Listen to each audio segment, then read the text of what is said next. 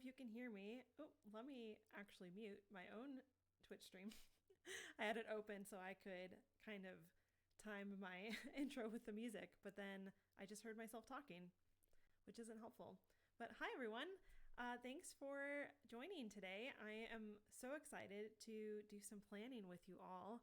This was really one of the main reasons why I wanted to do a Twitch channel, is to do some live productivity streams and do some plan with me streams and things like that. So I'm very excited. Oh, I hear that it's a little low audio. That is a fixable problem. Let me know if that's a little bit better. I bumped it up a teeny bit.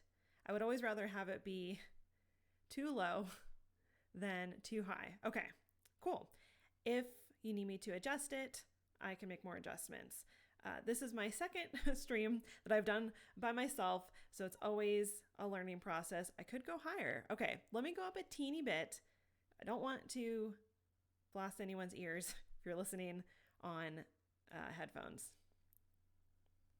Let me know how that is. We are still in the green, so I don't really want to go too much higher than that, because I think then it gets into the yellow, and then I think it's a little bit too loud. Okay, cool. I think we're in the sweet spot. Awesome.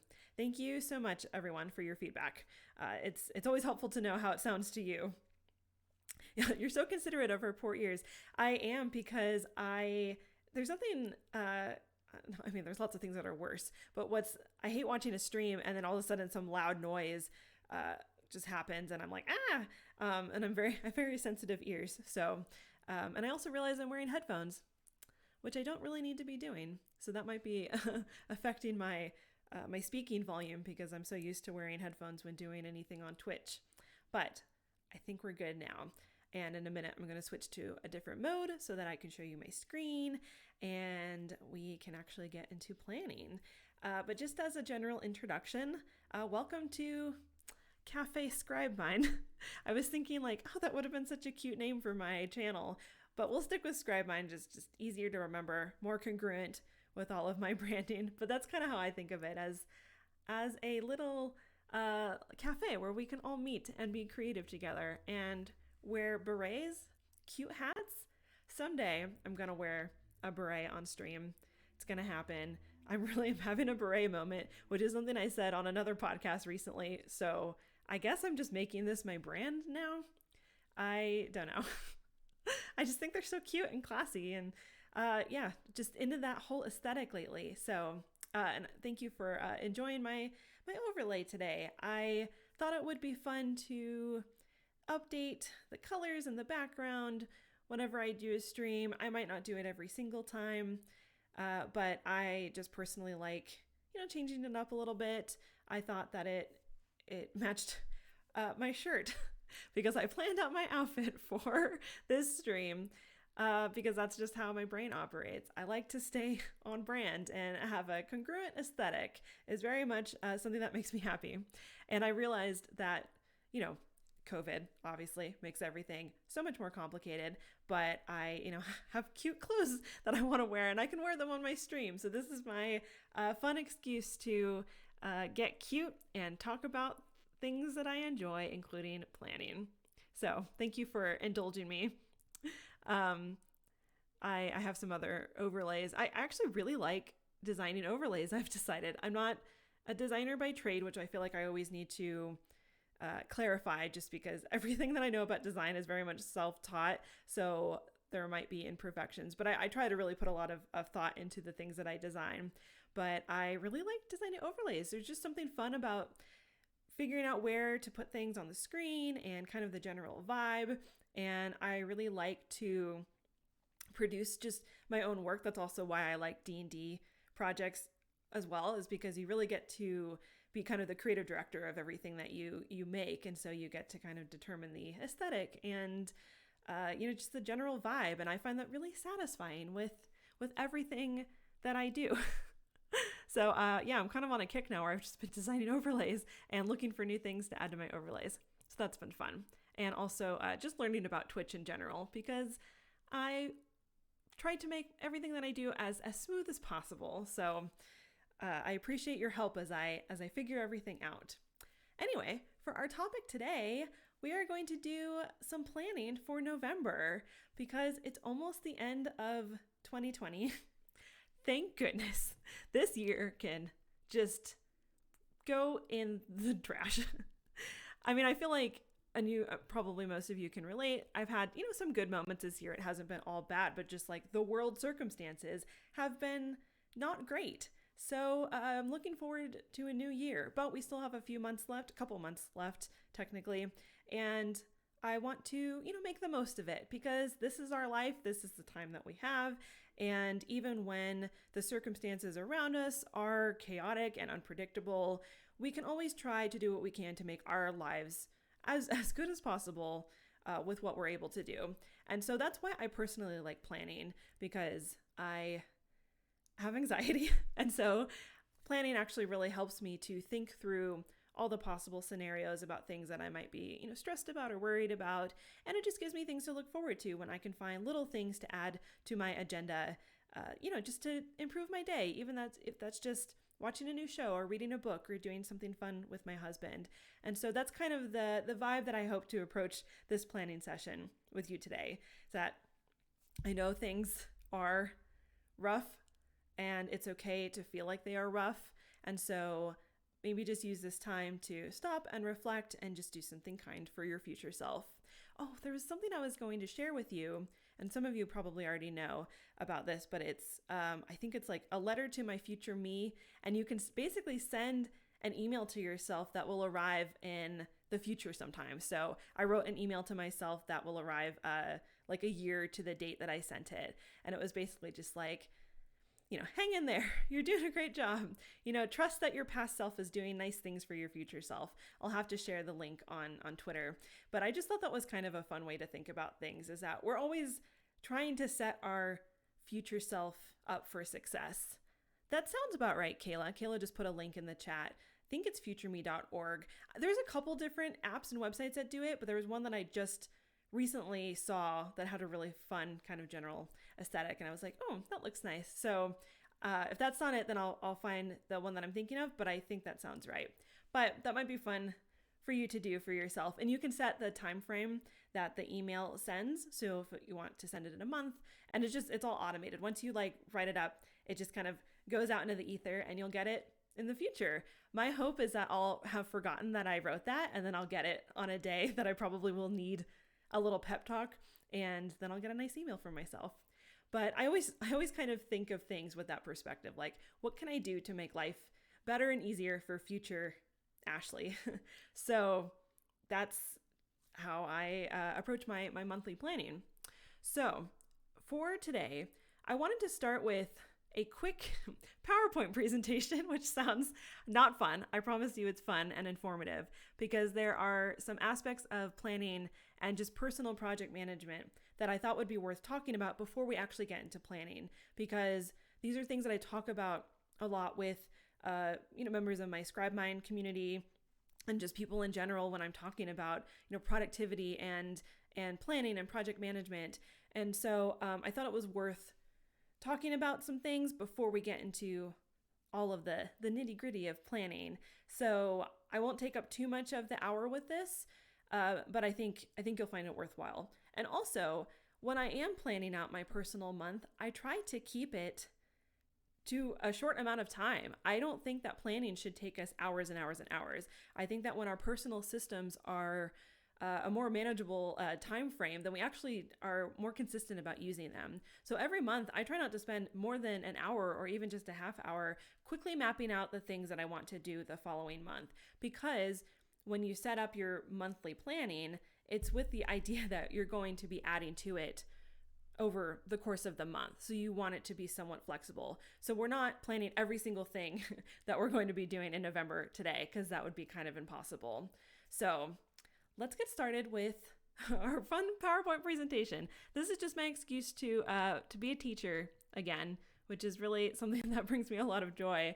And I haven't put together a PowerPoint in a long time. And my husband suggested using all of the fun, classic PowerPoint effects where things would zoom in and there's fun rainbow fonts and all the good stuff. So maybe in a future stream, because those were the good old days. making PowerPoints. I feel like we had to make a lot of PowerPoints as kids. If you were born in the 80s and 90s and maybe even the early aughts, I feel like PowerPoints were like a thing that we always had to do. But it's like, what were we just giving presentations all the time? What were we doing with all these PowerPoints? Like everyone knows how to make PowerPoints, and it's an interesting skill that I am not sure how relevant it is unless you're me doing Twitch streams. And there's also like way cooler tools now like Prezi and like, for fun PowerPoints. All right, let me switch to my other screen, and I might have to adjust the volume. Let's see where it is. Okay. I think is my audio? Can you hear me? Test? Okay. For some reason, I couldn't see the thing. Okay, perfect. Awesome. Thanks, everyone. All good. Had to adjust some of my overlay that I'm looking at in mine. Okay, great. Audio is the same. That was what I wanted to hear and what you wanted to hear. Oh, Lord. Okay, off to a great start.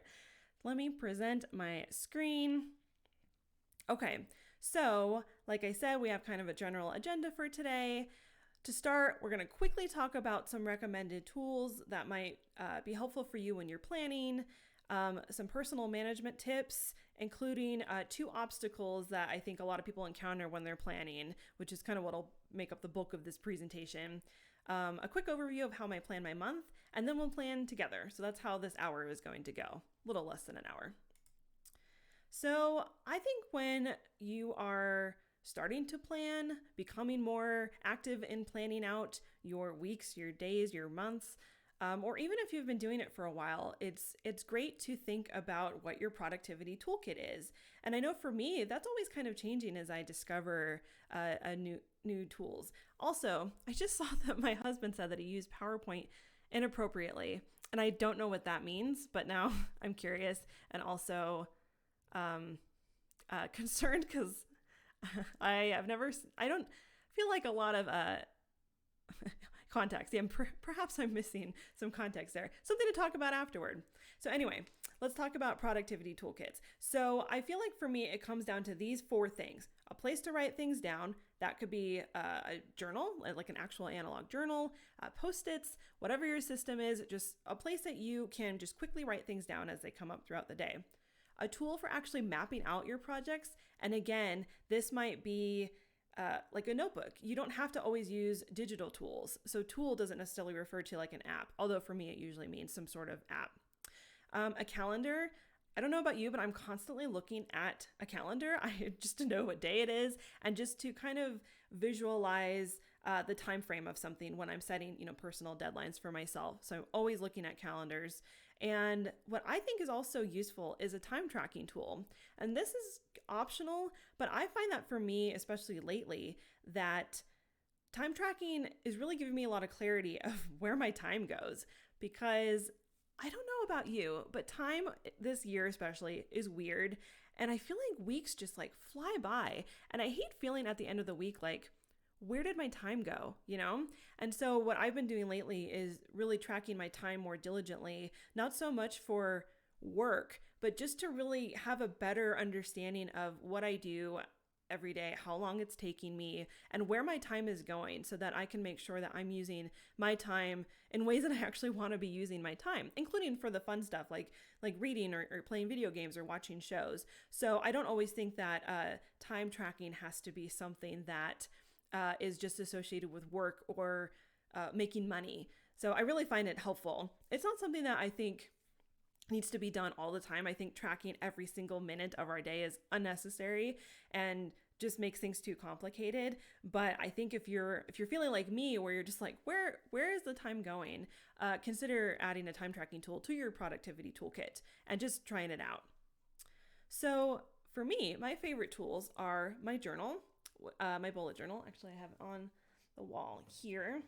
So I just have a little notebook that has grid paper, and I just use it for just quick things that I'm writing down during the day. Sometimes I'll take notes in it during work meetings because there's something that I find really good for my listening skills is when I'm writing things down, because sometimes if I'm typing, my mind starts to wander. So I really like to use my journal, my actual journal throughout the day. And I also use my iPad actually in similar ways. And lately I've been doing a lot of digital planning, which really is a lot like how I use my journal, where I'm actually writing things out with my Apple Pen and I'm using my tablet like a notebook. But there's something that's really nice about doing it on a digital device because you can more easily move things around. You can clip things, you can, draw. It's easier to erase things. And so I have been kind of using my iPad lately for the reasons I usually use my journal. But I kind of alternate between the two. They kind of serve similar purposes for me. Definitely Notion is one of my favorite tools, which I think a lot of you know. And I'll actually pull up Notion later because that's how we'll go through some of our planning together. I will say that whatever tool you're using for our session today is totally fine. You don't have to use Notion. I just thought, why not use it on screen as we go through this together so you can see how you can use Notion, one of the many, many ways that you can use Notion, and why I like it for certain things. I love using Google Calendar. And even though Notion has a calendar tool within it, I find that Google Calendar has less friction for me. And so when it comes to productivity, I try to reduce as much friction as possible. And basically what friction means in this context is the amount of steps it takes to complete something. What's the best way that you can complete a task or something that you're trying to accomplish with your tool without all the extra steps? And so I feel like a good example of friction that I think some of you will relate to is Animal Crossing. I love Animal Crossing, the new Animal Crossing game, but I find that there's some points of friction in that game that are a little frustrating. For example, when you bring items to Blathers at the museum. I love Blathers. He's one of my favorites, but it's a little frustrating to have to go through his dialogue options every single time you just want to bring something to him. And so to me, that's kind of a good example of friction, is that it's not that it's hard, it's just that there's a few extra steps that you want to bypass to just complete your objective. And so I find that when it comes to calendar specifically, that Notion has fewer friction steps than Google Calendar, especially for like setting up reminders and inviting people to an event or an appointment is way easier with Google Calendar, especially because I use Google Meet for video chats. And so even though I could use a calendar in Notion, it's more efficient for me to use a separate calendar. And I just happen to like Google Calendar. And I also lately, for time tracking, like Toggle or Forest. So those are very different apps, but they're both used for time tracking. Toggle, freaking awesome. Basically, you just open up a window, you type in whatever you're doing, and you click start tracking my time, and that's it. And it keeps a log of all of your like timed sessions. And it just has a really simple UI. And in terms of friction, I don't really feel like there is a lot of friction. And so that's why I like it, because I feel like with time tracking, that can be a source of friction, especially if you're tracking your time for work or like contract projects, and you need to track your time for, an hourly a wage or something like that sometimes the tools have too many bells and whistles. And so I like Toggle lately because it's just easy for me. And they have a browser extension, and you can actually integrate Toggle into the Adobe suite, which I haven't tried out yet, but I'm interested to try that because I spend a lot of time in InDesign and Photoshop. So I'm really curious to see how that works. And there's also an app called Forest, which is a different kind of time tracking app. It's better used for when you're like, okay, I need to spend 45 minutes working only on this. I don't want to get distracted. So it basically grows a little tree during the time that you're working. And if you use your phone or disrupt the app in any way, the tree stops growing. So it's kind of an incentive to basically just focus on your project, don't disrupt the tree growing, and then at the end of your time, you have a tree. And then so over time, you grow like a little forest, which are basically all of the times that you've spent, working on a project and really focusing on that. So yes, and there is a desktop version of Forest. I actually haven't really used it. I almost always use the mobile app for some reason. I think just because it's easy, but I imagine that the The desktop version is probably just as easy. So definitely check it out. And you can actually use those in conjunction with each other, which I think is handy. You can use Toggle to actually track your time and have the log, but you can use Forest to help yourself stay focused. And there are a lot of time tracking apps. So if you have one that you love that I haven't mentioned, I encourage you to use that one. These are just ones that I've really enjoyed lately that I feel really cut down on that friction that I was talking about, because the tools that we use should be easy to use. They should be fun to use. That's what's fun about Forest, is that it has like this gamified aspect to it where you want to grow your little forest. You want to grow your trees. And so you're incentivized to focus and not really disturb it while it's doing that. So I think that's nice. My problem is I would want to watch the tree grow. True. That's kind of why I like the version on my phone, because as it's running, my phone then goes on, the standby mode where the screen isn't active. So I don't actually have to look at it. I just know that it's there. I'm not going to touch it. And then I get to celebrate my tree at the end of my work session. I mean, anything that gets our brains to just do what we need to do, right? I'm always in favor of. So when it comes down to productivity, these are kind of my main tools right now. I don't really like to have too many things that I have to maintain or update. It just gets to be too much.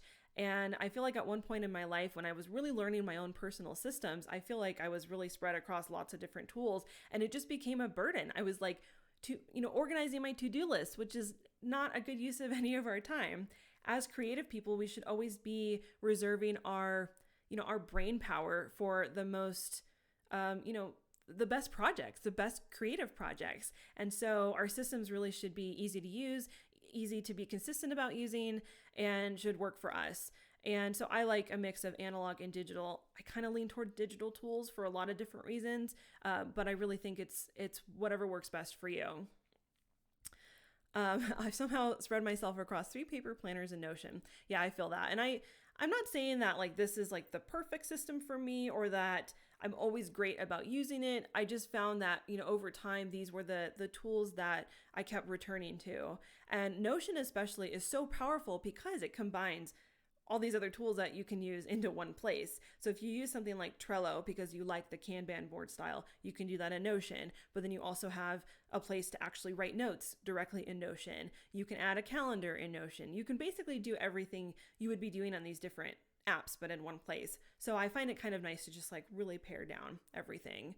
So that's something I would consider doing, is if you feel like you have a system or a process that is kind of working for you but could be better, consider paring it down a little bit. And that's just a matter of trial and error. I feel like I'm constantly adjusting my personal systems.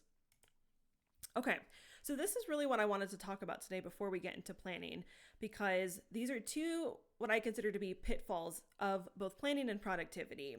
And these are not distinguishing between a to-do, a task, a project, and a goal.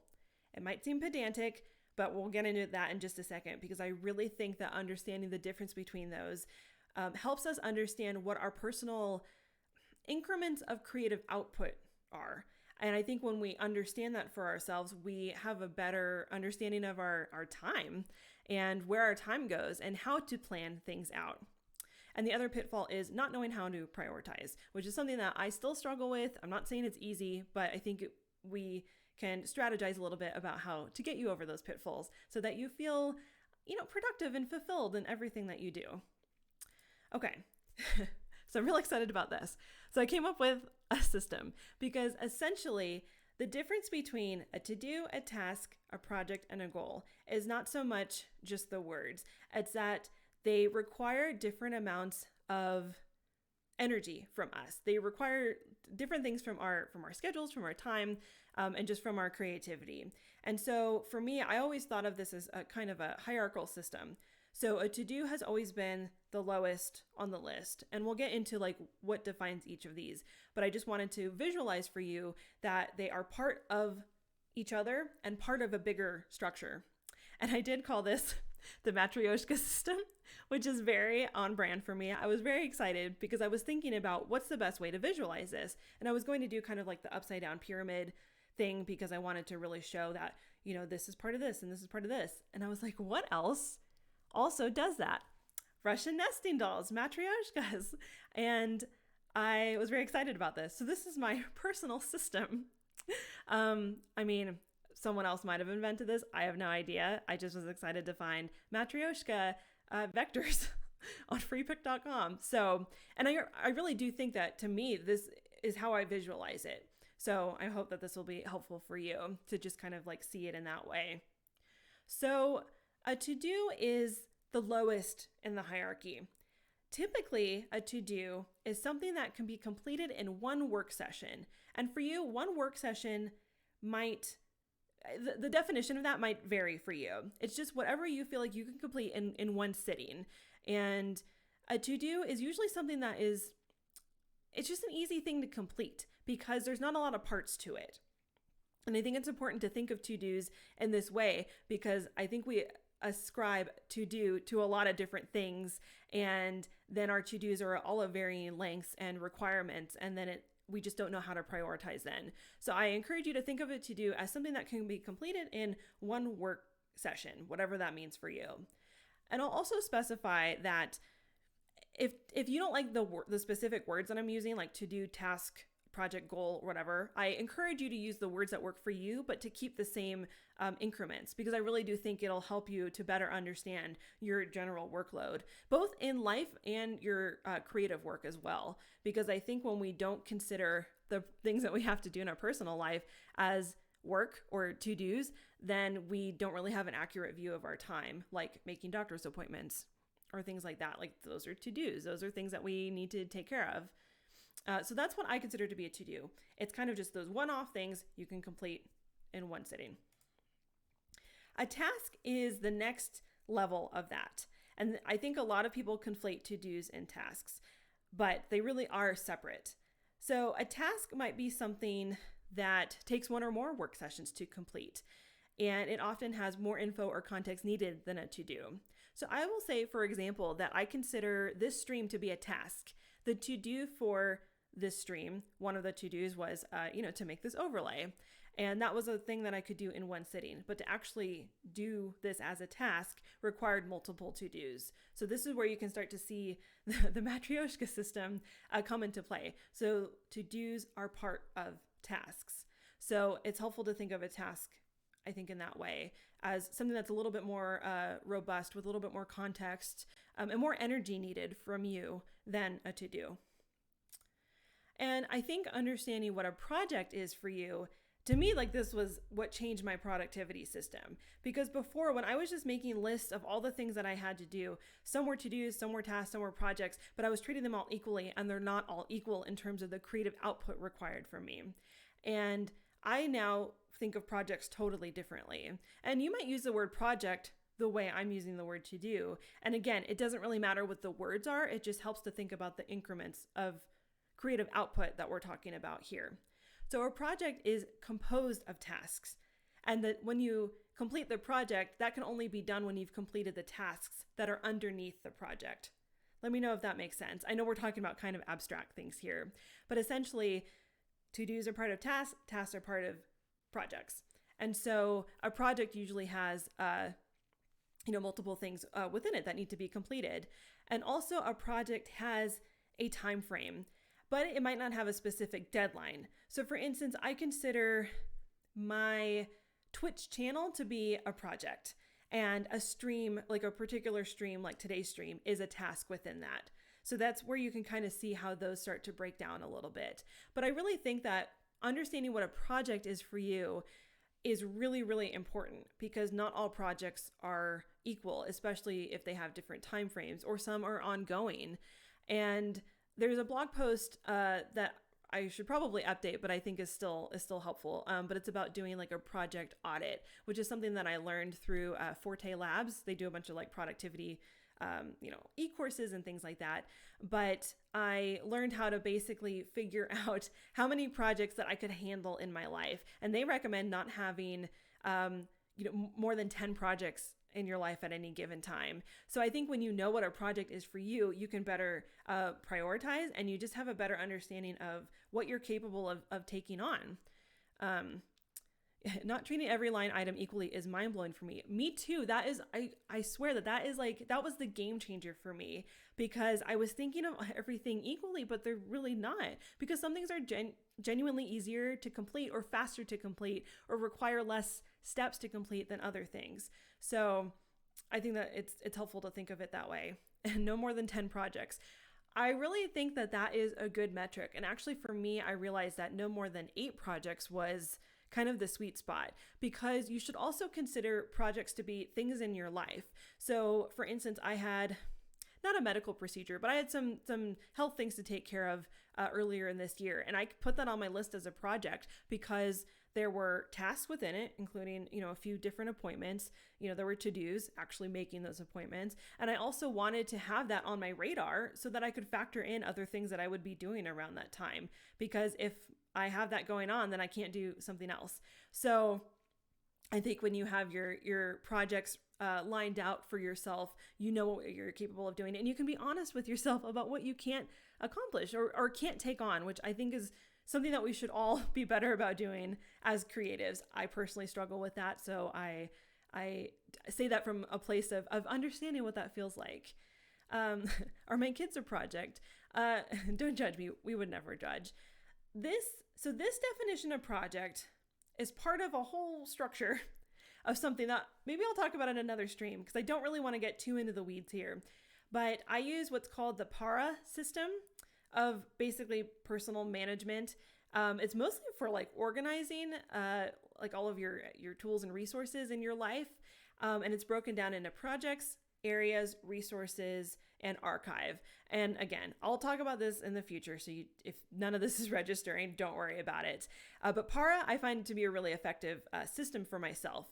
But what I think you might like there, and for anyone who has kids or a family, is the areas section. So areas is where family would fall under. And those are kind of like the bigger picture things in our life. So work, family, health, your home, those would be areas, and then your projects would be part of areas. So that would be kind of like the next level of the Matryoshka system. I actually didn't put it on this just because I wanted to keep things a little bit more approachable. But, and thank you so much for putting the link there. I recommend checking that out. I actually have a couple blog posts on my blog too that talk about PARA, including, I think, the one about doing a project audit. It's how to get a bird's eye view of your creative workload, that post on my blog. So if you check that out, it gives you kind of an overview of PARA. And I also talk about PARA in another recent blog post about my Notion headquarters and how I use Notion for kind of my main Notion page. So I think between both of those posts, you should get a pretty good understanding of how PARA works. But I think that is really when I started to think about things on my list, my endless to-do list differently, is changing the energy output needed for each of those, including thinking differently about what a project is. So yeah, check out those resources.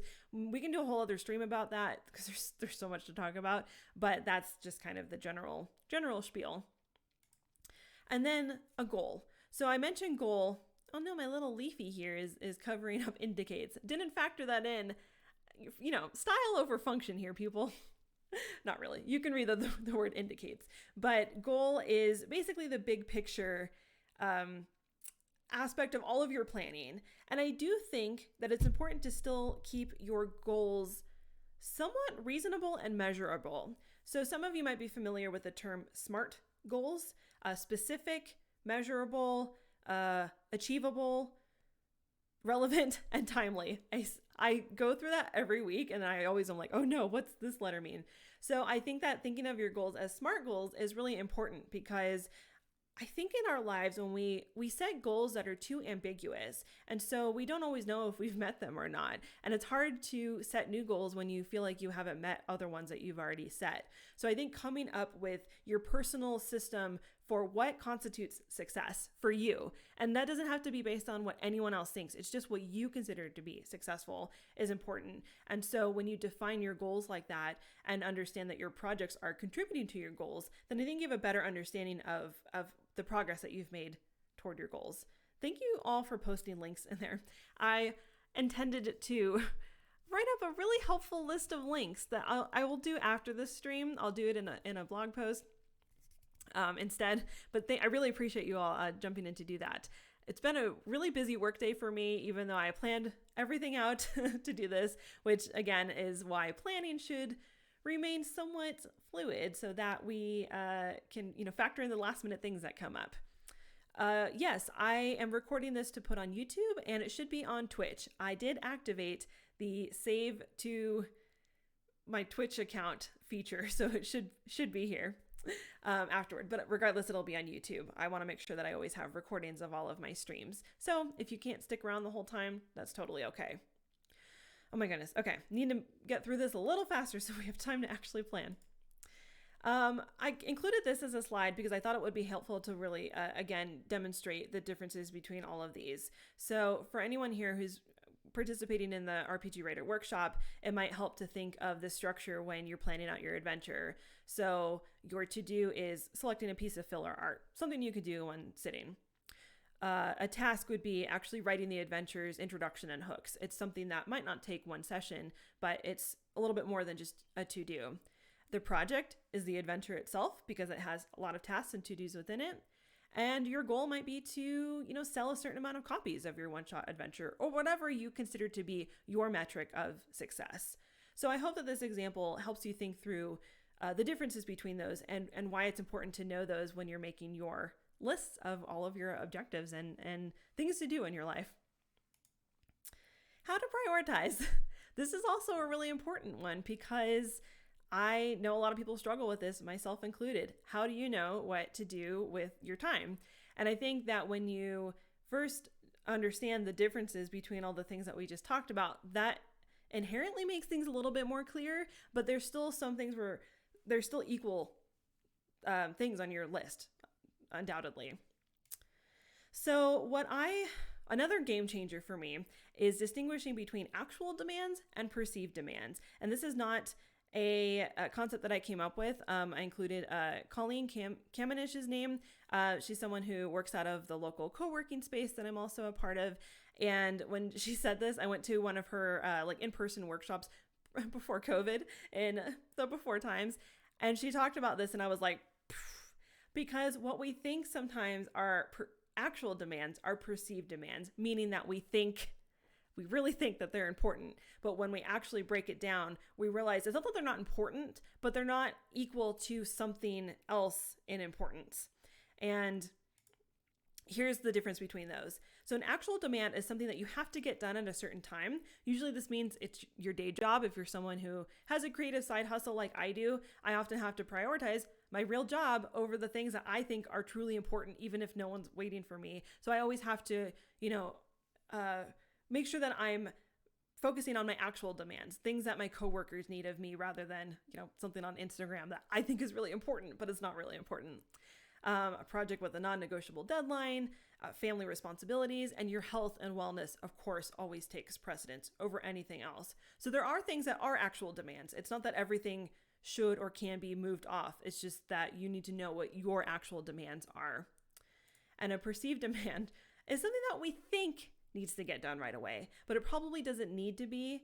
And you should be honest with yourself about what those are, because I think we sometimes pack too much into our days thinking that our demands are all equally important when they might not be. And then we end up burning out. And I always want to help prevent burnout among my fellow creatives because I've been there and it is not fun. And so real quick, this is my personal rubric. Oh no, my little flowers are cutting that off again. Did not consider that when I was planning my PowerPoint for the beautiful aesthetic of my overlay, but I'll read it real quick. So my personal rubric is, am I sacrificing my health or wellness to complete this project today? Is someone depending on me to finish this by whatever date we set? Is this a professional commitment that will help me meet a goal? So something that is genuinely important. Is there money involved? Meaning, could I really, benefit from the money for this project if I really focus on completing it? Or am I getting paid for it and someone's, paying me on a certain timeline? Is this truly more important than other things on my plate? Or do I just feel like it is because I am eager to work on it? Or is this something that I would just like off my plate? I have a lot of those where I'm like, I just want to be done with this, but it might not necessarily be the best use of my time to focus on it at that very moment. And is there any harm in moving this project's deadline to a different day? So I feel like when I can kind of quickly go through that with any of my demands, then I have a pretty good sense of if it's an actual demand or a perceived demand. So I hope that will help you when you're thinking about your priorities. I also saw this and I had to share with you. So this this little flow chart says, decision to take on a new project. Do you have enough time to do this? Yes or no? If you say no, don't do it. And if you say yes, no, you don't. Let's be honest with ourselves. I knew that you would also appreciate this. And again, this might not apply to you, but I do feel like for a lot of creatives, we underestimate the time that we have, and we get excited about things, which I think is a good thing. But I think the better our processes are, the more we can actually do. So it doesn't mean that you can't do all the things that you want. It's just that you have to be honest about the time that we have and the timelines that you set for yourself. Sorry, I didn't mean to call everyone out on that. I had to share. So let's get into planning. So this is just a really quick overview of how I personally do my planning, which we will do together in just a moment. But I open my calendar. I usually do Google Calendar.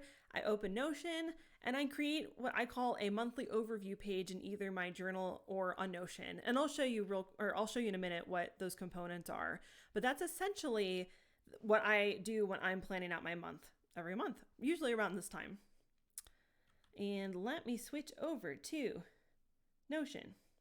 We're doing it. Okay, so now we're going to do this together. And I feel like I spent more time than I intended on that first part, but I really do feel like it's important, and I hope you found it helpful, because those are all things that for me personally were game changers, and I wish that someone had told me that years ago, because I really feel like it would have affected my life in really profound ways, just to really know what I was doing with my time and with my life and planning out my projects and preventing burnout. So yeah, hope you find that helpful. So if you have a notebook or a tablet or anything that you have to start planning, go ahead and get it out now, and we will start going through it. And so as you're kind of getting set up, thanks for tuning in. No worries if anyone has to run. This will probably go for another 15 more minutes, and then you can go enjoy your evenings. So I wrote out just what I consider to be the essential components of a monthly overview. And I know that this is kind of teeny on the screen. So let me see if I can make this bigger. Okay. It won't look super pretty, but it'll work for our purposes today. So for me, the essential components of a monthly overview page, and you can do this in a notebook, you can do this on Notion, you can do this in OneNote, whatever you use, up to you.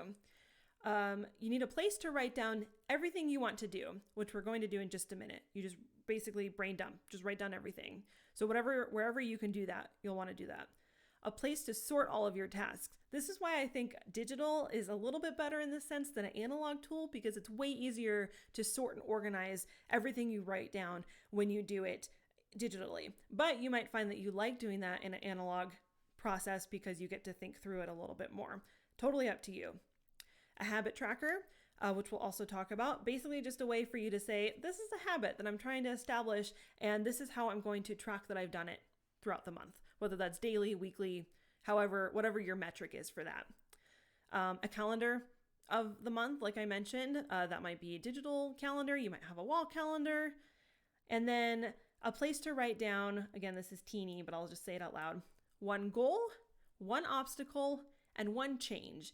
And this is like the rule of one. I forgot where I heard that, but I'll have to share the credit once I look through my notes. But basically, when we can refine our kind of ambitions to one thing that is achievable, that really empowers us to continue to make and set new goals in our life. So rather than setting 10 goals, you would set one goal that you know that you can for sure complete in November. So I like to always factor that into my monthly overview. And then for funsies, you might think of a monthly theme, especially in your bullet journal. This is common in the creative journaling communities to think of a theme for your month. Like last month, my personal theme was like knitting, because I really like, the metaphors of knitting and like building something beautiful one stitch at a time. A quote and a positive affirmation. And I feel like my scribe minds here probably know that I'm a big fan of positive affirmation. I think that they are really cheesy, but there's something about them that works, because when we commit to embracing a new part of ourselves, like if you aspire to be a writer, then just say, I'm a writer, and embrace that and become that. Then it's really good for our general mentality. And it's just fun. They're fun and cheesy. Say nice things to yourself. It's a good thing. So let's start by doing a task and product audit. So what we're going to do for about 2 minutes, and I mean it, we're going to keep this fast because I don't think that this should take longer than that. Maybe it'll take you 5 minutes, but I want you to write down everything that you want to do in November. You might have some goals already, and it doesn't matter. Don't worry about the hierarchy of everything because it doesn't really matter at this point. Think about, things that you've been putting off. Maybe you have to go to the dentist. If you're doing the RPG writer workshop, you can put that on there. Just write down everything that you're like, this is something that I either want to do, I might do, or should do in November. Okay, well, everything, I mean, if you want to be honest with yourself, yeah, I would write down anything that you think is something that you might try to do in November. And if you can't remember, that's okay. And you also might not do all of this right this second. I mean, I'll walk you through a process, and then you can also go back and do it on your own time. And yeah, there are too many things. Me too. I started writing things down just to kind of start filling this out. And I was like, oh my gosh, my list is going to be so long. But what that tells me is that I probably can't do all those things in November. And you know what? That's okay. I'm going to have to be ruthless about how I prioritize. So I want you to be honest with yourself. And I want you to write down every single thing that you've even thought about doing in November so that you can actually see all of that for yourself. And be honest with yourself. This is just for you. But know that either you might have to, recategorize some of those things, or you might have to move them to December, or just this is just to help you really have a better understanding of where you are with everything. Please let me live my lie. Look, I get it. I know this is hard, and this is hard for me too. And I will say that this is the tiniest fraction of everything that I had planned to set out to do in November. I have another list that I didn't include everything because some of it's private and just personal, but it was just getting real long. But that was a good lesson for me to learn. Please, I already have stuff on my calendar for 2022. I relate to that so hard. I think that everyone here really relates to all of this. So that's why I want to really walk you through these things so that you feel like you can still complete the things that you want to do. Question: if one thing is like a big ongoing project that you anticipate finishing at some point, would your project just be that project, or would it be finishing that project? So for monthly planning, if you think that the project will actually be finished in November, then I would specify that your goal or your to-do or whatever is to finish that project. But remember that with a project, you have lots of tasks and to-dos underneath that. So what I would do, if you can just put the project on your list. I did some of that. Like I put RPG Writer Workshop on my list because this is just the starting point. We're not categorizing things yet. I would just put the project, but I would say that if you don't actually plan to finish it in November, just list it as a project anyway, because you know it's somewhere that you're going to be putting your time. So that's what we're doing here, is we're trying to figure out where you'll be putting your time next month. And so anything that will take up your time, including a project that might not be finished, you'll want to add to the list. So yes. Or would it be specific aspects of that project? So that's kind of the second phase of this, which we'll do in just a minute. But for now, just write down everything that's on the top of your head. Don't spend too much time like overthinking about it or thinking about the categories or anything. It's just to really get it out of your head and onto paper or the screen so that you can start to work with it and actually put it into different places. And when I learned about project audits specifically, it was through a course called Building a Second Brain, which is through Forte Labs, the link of which was posted earlier in the chat. This was actually an activity that we all do together that takes no more than 10 minutes. And that's with actual projects as I've defined them. So what we're doing now is just basically a general brain dump, but you're not supposed to spend more than 10 minutes doing this. We're obviously cutting that down for the purposes of time, but this shouldn't be something that takes you hours and hours, because if it does, you got too much on there, which I say because I get it. I also have too much on there, but we just can't do it all. So I'm going to continue to talk and move this along, but feel free to work at your own pace. Do whatever you need to do. So after I've written everything out, I'm just going to use what I have here just as an example, but know that there's more that you cannot see in another document. This is when I start to actually categorize things into the different levels that I've talked about before. And this is really where things start to clarify for me. So I would say like RPG Writer Workshop is a project because there's a lot that goes into that, especially for my role in that, all the emails that I have to do and, just checking in with students and, the Discord chats and things like that. So what I will do after this part is to go through and actually outline all of that. But for now, I'm just going to put it in my projects. Publish updated Ring of the Battle Maiden. This is a project that I've had about 90% done for about 2 months, and I would just like to finish it, get it off my plate. This is one of those that I really struggled with. Is this an actual demand or a perceived demand? Because whenever I want to work on it, I always seem to be really busy with actual demands. But I would like to actually finish it and release it because I've been talking about it for a while and I just want to get it done. So I would consider this to be a task because there's things within it that I need to complete. It's not just a one sitting thing, probably a two work session thing. Complete draft of the writer's planner. This is the digital planner that I've been designing for 2021. I'm really excited about it. I'm going to do a stream about it. That is a task with some to-dos. Could be a project, but for me, my project is just my digital planning resources. So it's a little bit high level, but I think it could easily fit into both. And you might find that like, is this a project or a task? Just do whatever feels right to you and you can always adjust it. These are systems just for you. So I'm just going to put it there. Test the writer's planner. That would be a task because it's not a one session thing. And something that I need people to help me with that I'm going to be working with. And there's a little bit more to that. So that's considered a task. December monthly overview template. I make a PDF overview template. I'll show you my November one in just a second. But that is something that I would probably actually consider a to-do because it's a one session to-do. I already have a template. There's not much to it other than what I just need to update. Need help to test the writer's planner. I might recruit you to my research panel, which I'll share information about probably next week. But yeah, always need folks to help me test things. Blog post. That I'm going to say is a task. Usually blog posts take me more than one work session. What if something is considered a series of recurring tasks? Then I would just denote it as such. So I wouldn't always consider this like view here. I mean, I'm using checkboxes, but you might feel like a checkbox isn't the most accurate way to track that.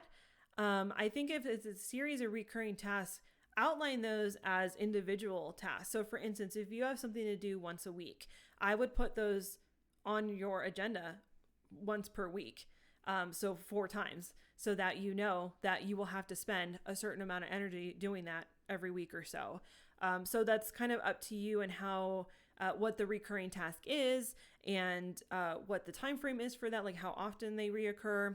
But that's usually how I do it. So for instance, I send my Patreon mentees a weekly check-in email. So I send that to them once a week. And so when I'm doing my monthly planning, I have that once a week, but I have that for every week because I know that every Friday or every Wednesday, I need to dedicate time to that. So I would put it on your agenda as many times as you have it to do so that you know that you'll have to do it. Let me know if that answers your question. Recurring stuff can get a little bit complicated, but remember that our goal here is to figure out what we're doing with our time and energy. So you do need to document, or I recommend documenting anything that will use your time and energy, because if you leave something out, that's not really an accurate picture. You know what I mean? It means that you're just assuming that you'll remember to do something, or you're assuming that it won't take a certain amount of time. And there's just a lot of unknowns. And when we have all these unknowns, then that's when things start to get a little less clear about our, personal ecosystem and our bandwidth. So I do recommend, at least to start, if you're getting into the habit of doing these, to write down everything just to see how it feels to write down everything. You don't necessarily need to maintain, this amazing structure and system. It's more just to make sure that you've accounted for everything that might require your time and energy in your life.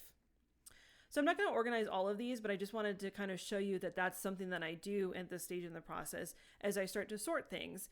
And so as I'm sorting things, that sometimes changes how I've labeled them. So for example, I know that for the RPG Writer Workshop, I'll probably leave it as a project on here because at the end of the month, I can check it off as a project that's been completed. But I know that I have to-dos that I'll need to add as part of that. So that's not the only thing that I'm going to document. So I would put, sending the welcome email. RPG Writer.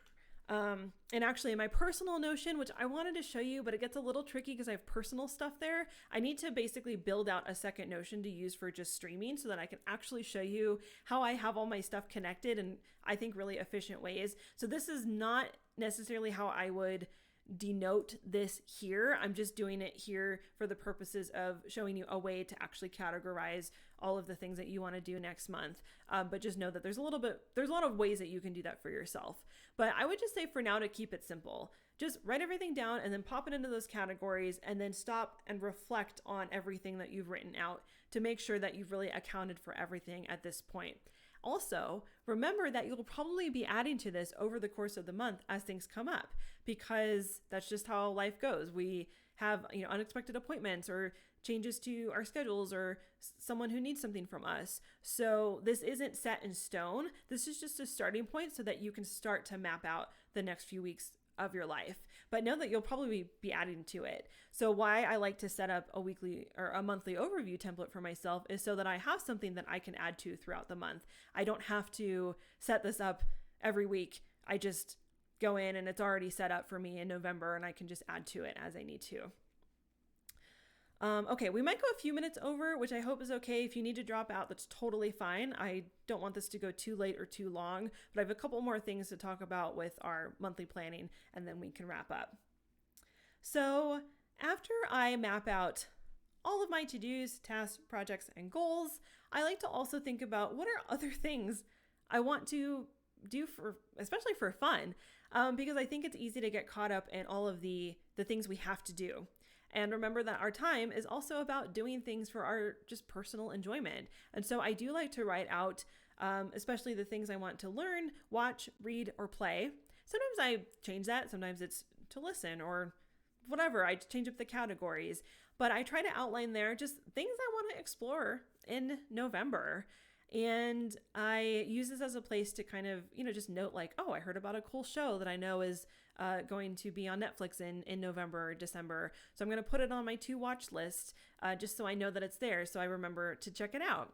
And also to remember to allocate time to myself to enjoy a new TV show. So I like to always include this section in my monthly overviews because it's important to remember that there's other things in life besides the projects that we have to get done.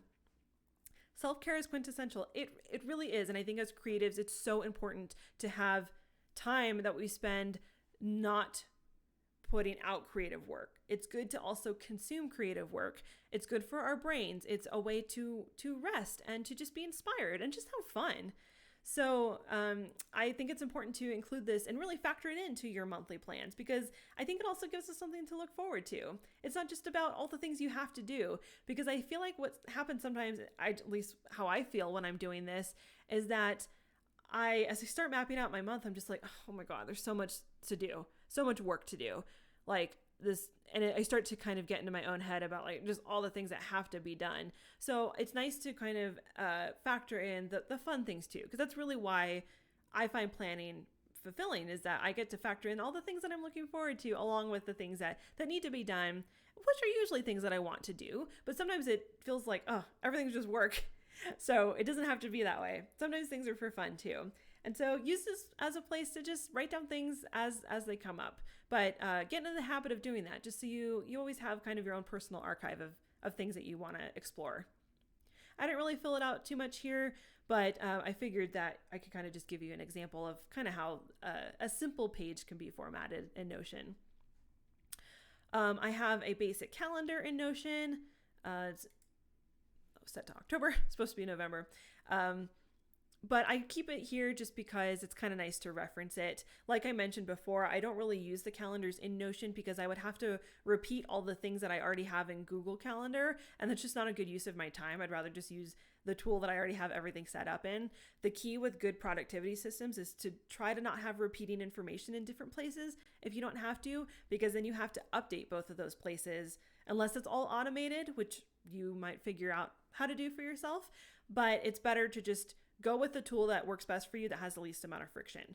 But what I like to have my calendar for is just for reference. So just to see like, okay, I think I want to do something on the 12th, but I can't remember what day that is. So I, just keep a calendar here so I can reference that. If I could automate Gmail to Notion, I would be a god. There are some really clever ways that you can set up automations for yourself. Again, future stream. And something that I would like to be better about is setting up just personal automated workflows. I have some of my Notion set up automated, not in this view, but in another page. And I find that it works really well for myself. So I think you can get really creative with it. But in general, just keep things simple for yourself. You can also put a little calendar in your bullet journal, especially if you use a grid format. Just write the little numbers for the dates of the month and just use it in your journal. I think automate.io can do it. There's also If This Then That. There's Zapier. There's all sorts of tools, some of which are free, some of which are premium, that can help you connect tools, your various tools together. So I would recommend looking into that if you're interested. So that's actually all I kept on my Notion template, because the last piece that I think is important, which we talked about, was the habit tracker. And so let me actually pull up a different document for you just to show you real quick.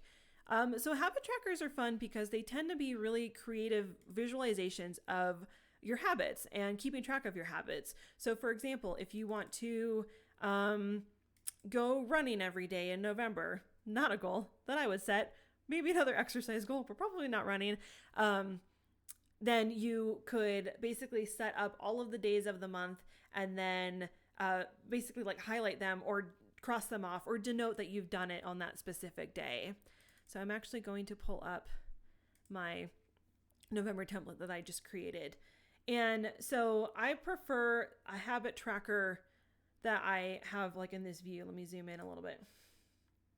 So for me, this is kind of how I do it in my actual bullet journal too, is I just basically write out or I make 30 circles in my bullet journal, for example. And then every day that I do the habit, I just fill in the circle. And that's just a good way for me to visualize, this is how much I've done this thing that I wanted to establish as a habit. So for you, that might be, using your journal. I know it's very meta, but I think there's something kind of nice about opening your journal and marking off that you've used it. And you can get really creative with your habit trackers. One view that I saw was like a tree with like 30 leaves on it, and then you color in the leaves as you have completed your habits. It's totally up to you how you want to do it. I think if you aren't used to tracking your habits, to keep it really simple and maybe just do something like this and don't overthink it. It's just a way for you to see, actually like visualize how much you've done the habit. And there's all sorts of metrics on how long it takes to develop a habit. And I think some of that is true. Some of that might be, guru advice, but it's really like for you, what indicates success or what indicates a process change that you might need to make if you're not quite meeting the goals that you've set for yourself with habits. Okay. So that's basically what it comes down to when doing a kind of monthly overview. I'm curious how you all are feeling about planning out your month. I know we don't have that much time to go through everyone's, but do you already plan out your month in a similar way? Is this totally new? I'm just curious what you think about it, because I haven't always planned out my months like this, but I found that spending, honestly, about a half hour toward the end of every month, just kind of quickly thinking through everything has really helped me to go into the next month with some clarity, because I like the feeling of completing a month and kind of like putting it to bed and then moving on to the next month, knowing that I've already kind of set myself up for some level of success. And I'm just quickly looking at the chat. I get overwhelmed by planning out my month, but your system of tasks, projects, goals, to-dos has helped me a lot. I'm so glad. It took me a long time to really figure out that system, and I'm still kind of adjusting it, so it might not be the perfect fit for you, but I just know that thinking about that differently really helped a lot. So I hope that will help you. And I tend to do week by week. I also do weekly planning. So I will say that that's why I keep my monthly planning fairly high level, because I know that every week I'm going to be doing a little bit more of a detailed planning. So you might find when you're doing your initial, planning audit, when you're writing everything down and your big list is like, that remember that you can move to a week-to-week schedule. I do think it's helpful to always think of things in increments of time, months, weeks, days. And I do a little bit of both. I do planning every day. I mean, I spend like 5 minutes every morning just planning, writing in my planner, thinking through my day. I plan every week, usually at the start of the week and at the end of the week. I actually find it really nice on Friday afternoons to reflect on everything I've done over the week and to actually realize that I've completed things even in the weeks that it doesn't feel like it. And then I do a little bit of that usually on Sundays as well, where I plan for the following week. I usually don't do it on Mondays. I try to do it on Sunday afternoons just to kind of alleviate some of the anxiety that I feel on Sunday evenings preparing for a new week. And it's just kind of a fun activity to plan out on my iPad. And, just that's why I make pretty templates because it makes it fun to just write things out. And I have weekly templates for myself. And like I mentioned, I'm making a planner, so that will have other pages as well. But I think when it comes to monthly, a month is a pretty large amount of time. So I think it's nice to reflect on the month that has passed and prepare for the next month and go into every month with a fresh perspective and a renewed sense of purpose, especially during this year, during the pandemic, where a lot of the months if you've been home a lot like I have kind of started to bleed together, that I really want to make sure that I'm making the most of my time, even when there's, a pandemic going on. Okay, I'm going to answer a couple questions, and then I think we'll call it a wrap for today. Let's see. A couple people said that they're more week by week person. That's totally fine. I totally support weekly planning. I also do it. Maybe try monthly planning, but it doesn't have to replace weekly planning. I think you should still do weekly planning because things will change over the course of the month. So I encourage that. Let's see. In Agile, we call that reflection a retrospective. Yeah, there's also another term in the tech world, like a postmortem, which is a little morbid, but it's kind of a similar thing where you're basically reflecting on what you've done and making improvements for next time. I have kind of an off-base question. How do you plan with your day job and freelance? I like to keep those things separate or it's overwhelming, but it's overwhelming to not have them together and results in lots of planners. So I do factor in my day job tasks in my planning, but I don't put all of the same information that I have in my work productivity into my personal productivity. So at work, we use Asana, which is another productivity tool that I really like. And I would never copy all of that and put it into Notion. It has its own home and its own purpose there and its own system.